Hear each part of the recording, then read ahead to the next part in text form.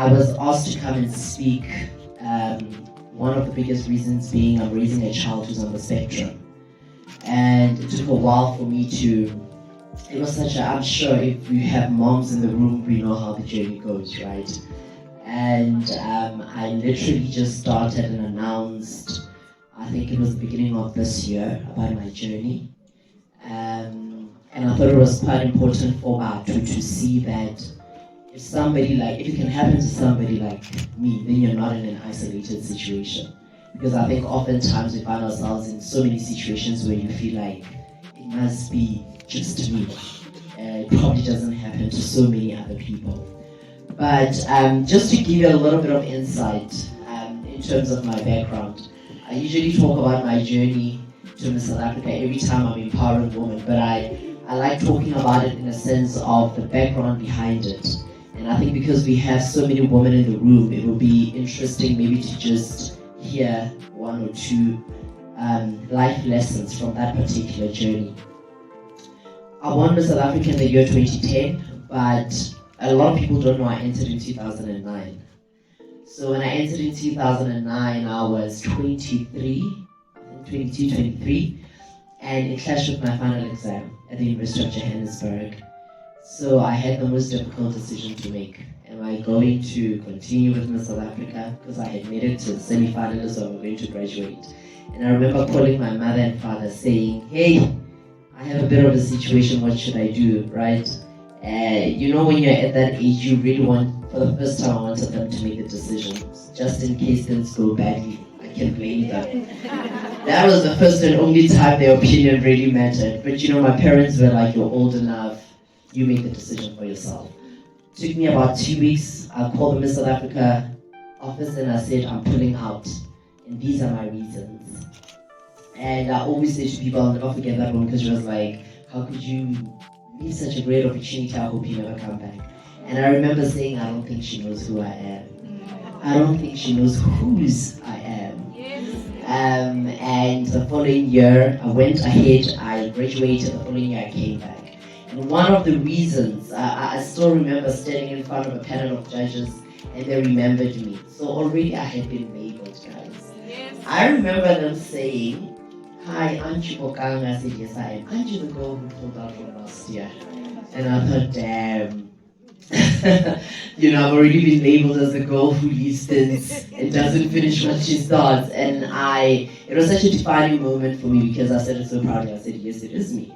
And they said, why should we pick you this year? Because you might just pull out. I said, because I have a list of priorities. And it was so important for me to graduate and be a Miss South Africa who has graduated, because when you crown me this year, you will expect me to go to schools and speak to young people and tell them not to compromise their education. Now, I will be a hypocrite if I have to stand in front of people and say something I don't genuinely believe in. And well, they didn't clap like you guys, just so you know. So I definitely thought there's no way I'm going to win. But as God had decided, as the stars had aligned, obviously, yes, I ended up getting crowned that year. And my focus the entire year was nothing short of making a difference. You know, when you are a black young girl and you come from Ampahlele, you know the challenges that people in your village face. And when you get an opportunity of a lifetime like that, all I cared about was the young girl in a village, the young girl in a township. And I did my entire year surrounded that. And I'll never forget, because after getting crowned, I got home. And it was the first time ever, this is so funny, but it was the first time ever I opened the book of Esther. It is such a small book in the Bible, guys. And for lazy Christians, when you're flipping through your Bible, it is so easy to miss Esther, the book of Esther. So for the first time, I read it, and the scripture of maybe it is for a time such as this that you're made queen. And I felt like it was such a validation from the dude upstairs saying you have to use your title to make a difference in people's lives. And that has been my reign, that has been my journey up until this far. And I'll talk about how it changed, and the focus was on autism a little bit a little bit later. But one of the greatest lessons that journey taught me in terms of waiting and being able to pull out of something for something, when you know something is meant for you, I always say destiny delayed is not denied. Something is meant for you. And I'm saying this to all the parents that are here, all the women, all the men that are here. And I'm not even talking in relation to autism, but as Motu, as a human being. If something is meant for you, if the stars have aligned and God has decided that something is meant for you, does not matter how long it takes. If it's yours, it will find you. And I hope you can at least take that away from this little story of mine. Now, my journey of autism, I call it my so-called perfect life being turned upside down. So while I was in South Africa, looking all pretty and cute, I had an interview at Kaya FM.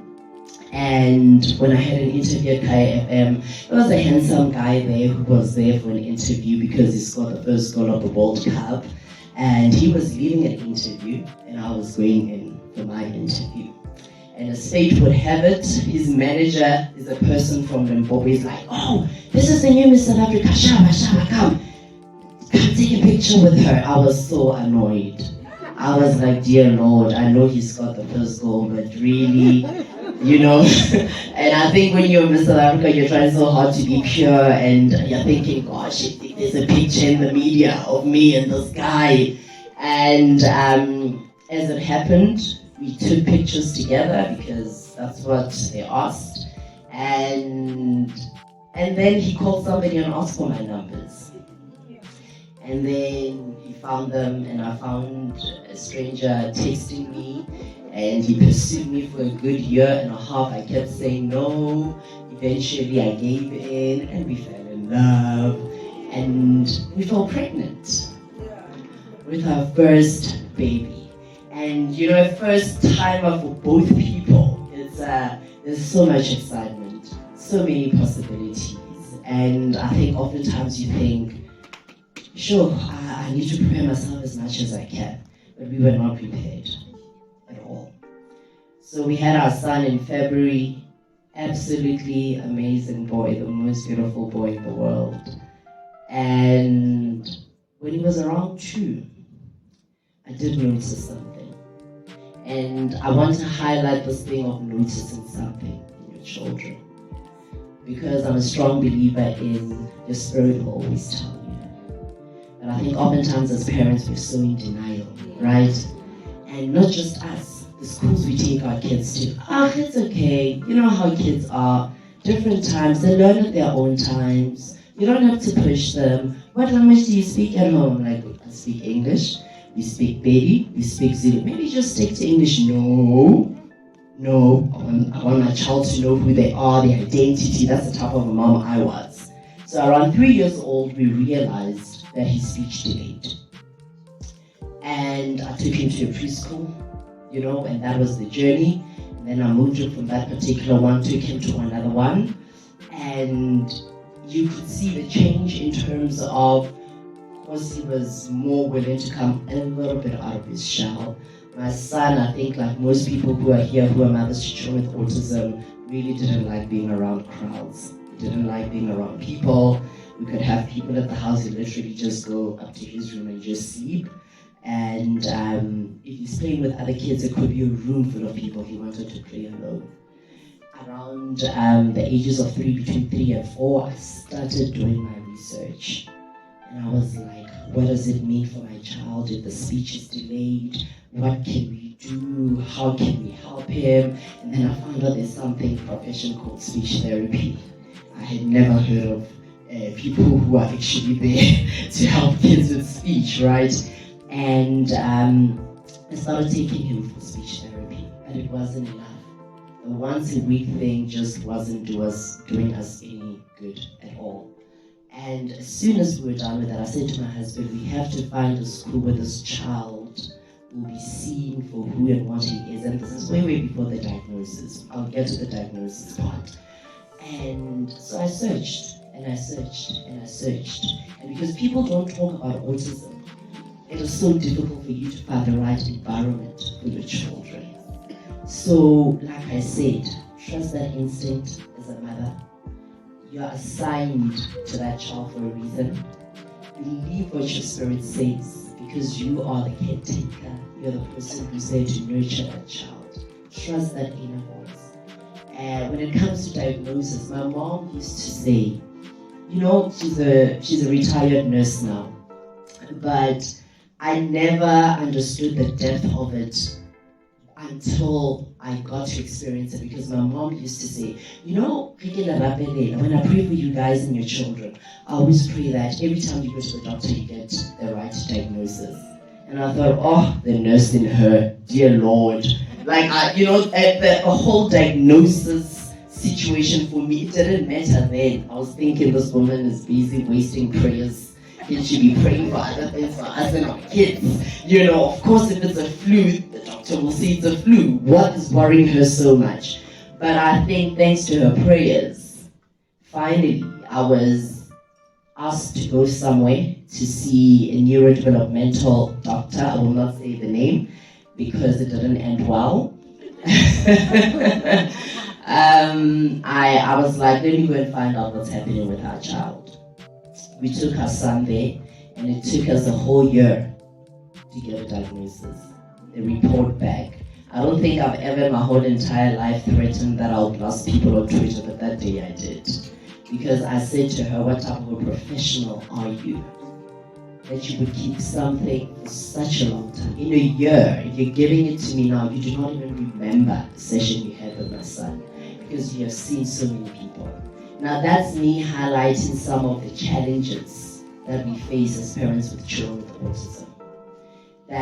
That one moment where you think, I'm going to get the correct diagnosis and I'll be able to assist my child, knowing what is wrong with them or what is working, what is not working, what assistance they need, what kind of support. By the time you get a diagnosis, for some people, you have walked such a long emotional journey and you've just been at home frustrated with this little beautiful human being and you have no idea how to assist them. So just in case anybody's going through that in this room, keep fighting. Just keep fighting until you get the right diagnosis for your child. Because the right diagnosis will enable you to be able to figure out how you're going to assist your child. So that was our journey. But after that, I finally found the school called the Communication Center. I actually saw somebody who posted something about their child, and my little sister sent it through to me to say, hey, have a look. This person is talking about their child's speech delay, whatever. The child went to, I think, the talk shop, and I went to the talk shop. It was full. Then they referred me to the Communication Center. One of the best decisions we've ever made. When we got there, within 3 months, the improvement. You know, at that point, I wasn't trusting anymore. I hope they don't get to see this. But I wasn't trusting anymore. So I was like, I'm not so sure if we'll actually be staying in Johannesburg for long. Can my son just come for 3 months?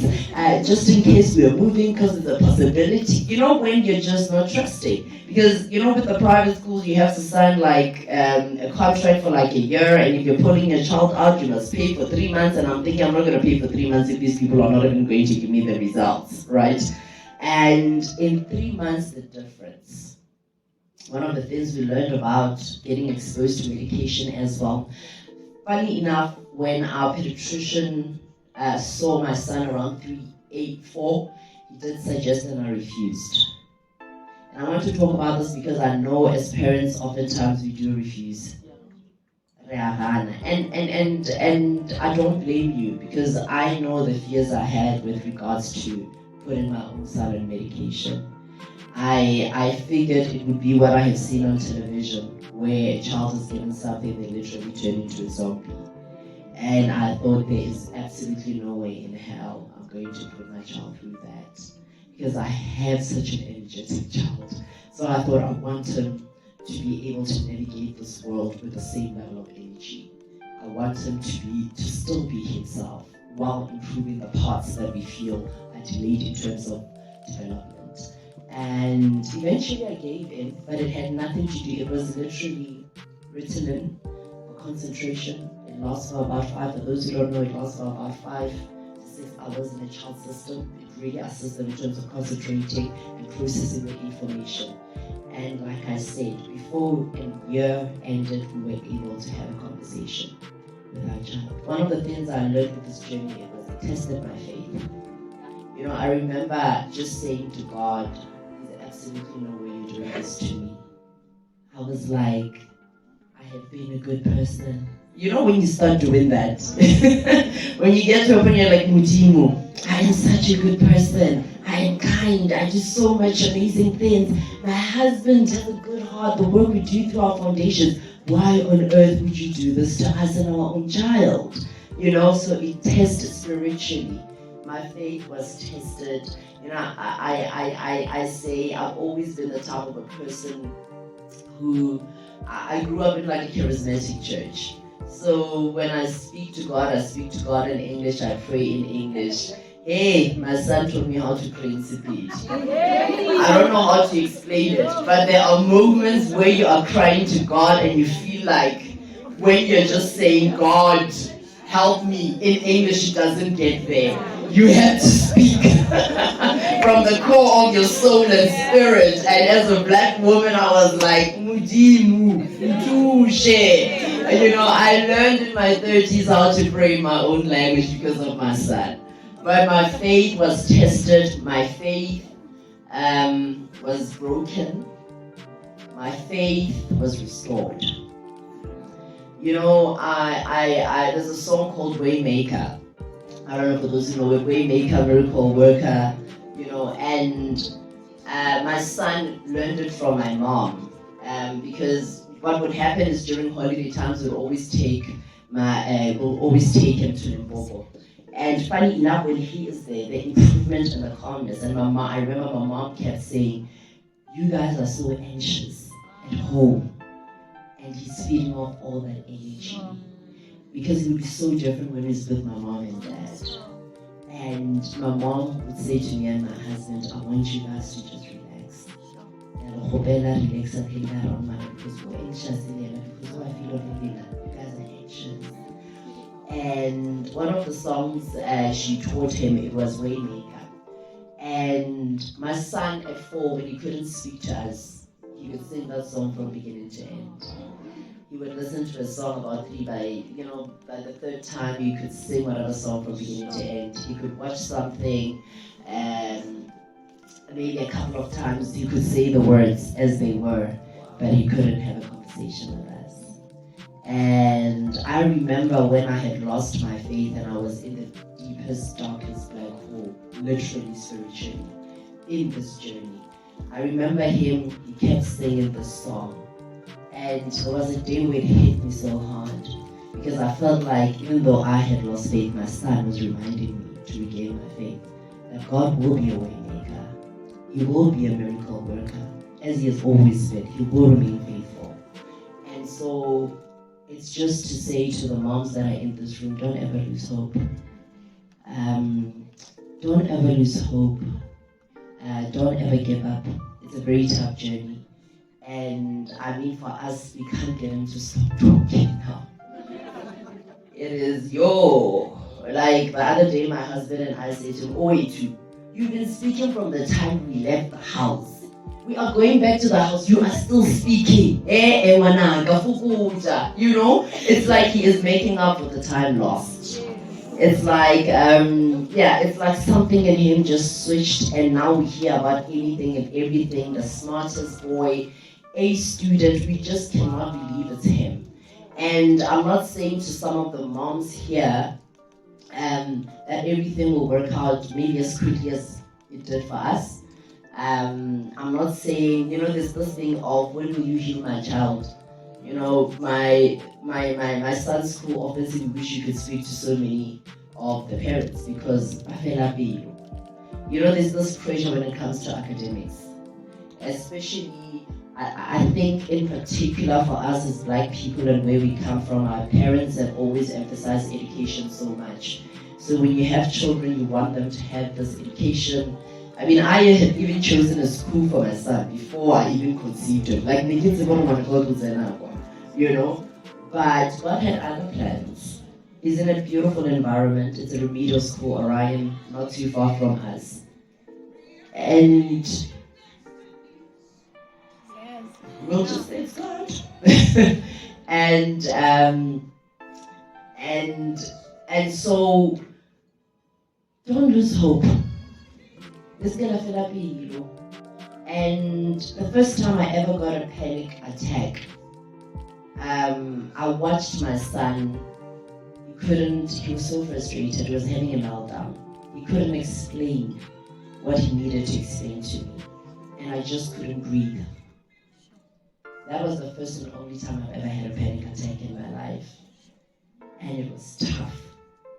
And I think God had to do it this way because my gift is talking. Since I was a little girl, I've always known I'm going to speak in front of people. Always. And I think God had to strip my child of the one thing that I was gifted with to get my attention.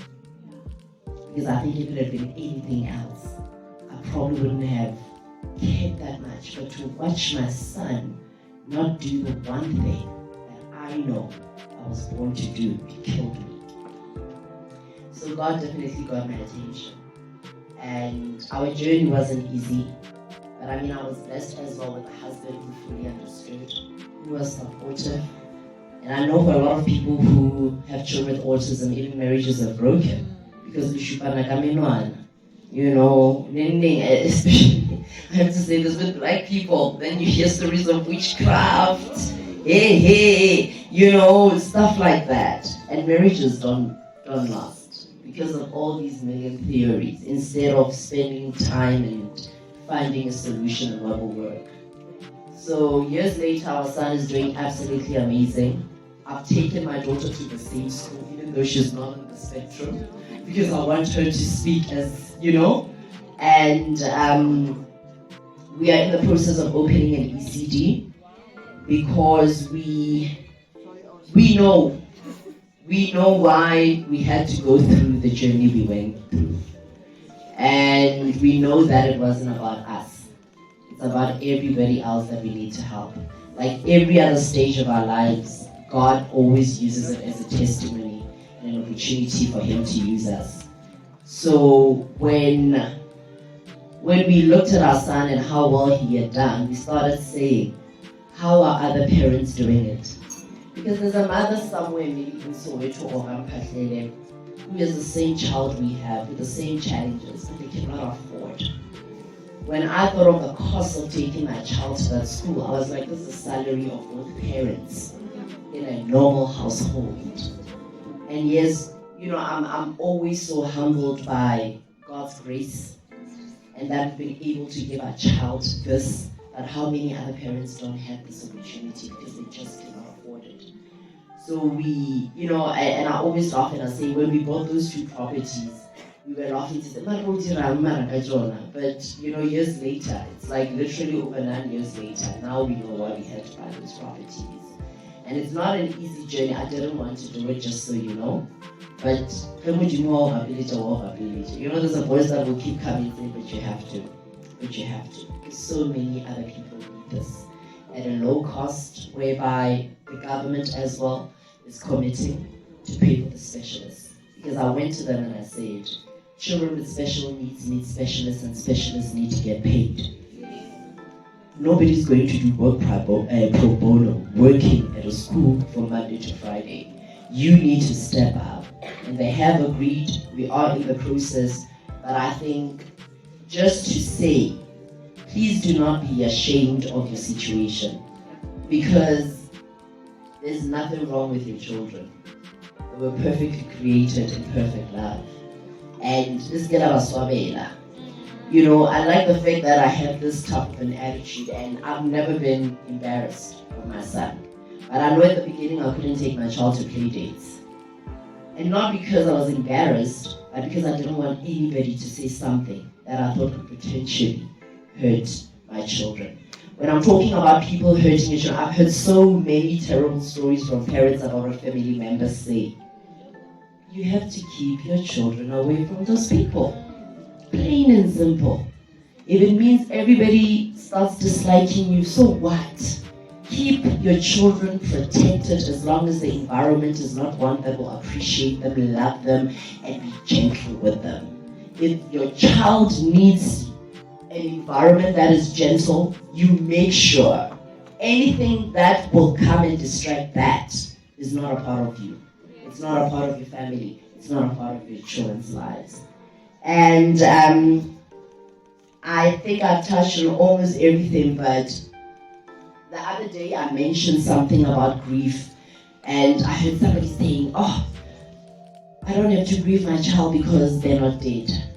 And people don't understand why we talk about grief when you have a child who's on the spectrum. We talk about grief because you have to bury and grieve the idea of the child you thought you would have. And until you do that, I mean, no offense, but you can imagine, there's like a pure Tshabalala, there's like a Bokang Motjane, we're having a child, we've already decided. I have decided what this child is going to do with his life. Spear has already decided he's going to be a soccer star. Do you understand what I'm saying? But there comes, you will never be able to assist your child and give them what they need until you accept that this is who they are. And as parents, you need to do that.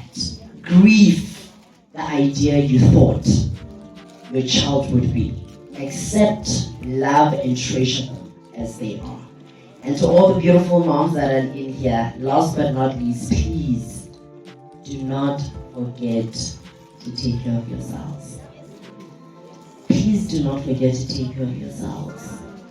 You know, this journey can be so draining. I remember saying to my husband when he was like 3, 4, 5, I don't even remember what I did in those years.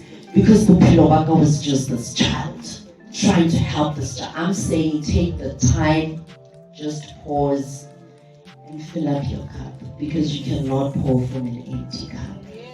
And a lot of us are pouring from an empty cup. We're impatient with our children. We are frustrated with our children. You know, I remember my husband and I say, imagine if we are this frustrated. How must he feel not being able to express himself? If you think it's hard for you, imagine for this beautiful human being wanting to express themselves the way people in the environment expresses themselves and he cannot. So please do not pour from an empty cup. Take care of yourself. Be kind to yourself. You didn't do anything wrong. This is the child you've been gifted with. And I just wanted to ask, yes, while they're playing that song, because the fun of the moment. Can you please just close your eyes? We're not praying, don't worry. I wrote you guys a love letter. I know we have great grandmothers as well, they're included in this. Dear awesome mommy, no one prepared you for what you were going to go through. There was no way you could have been prepared. Yet, you showed up for your child. Yet, you continue to keep showing up. You still handle it all with so much grace. For all those sleepless nights, all those days you feel frustrated, overwhelmed, and alone, I want you to know you're not alone. You are doing the best you can, and you are enough. Don't ever lose hope. Keep praying, keep fighting, keep loving that child as beautifully, differently created as they were, and keep loving them wholeheartedly. And just know, I am proud of you. You can open your eyes.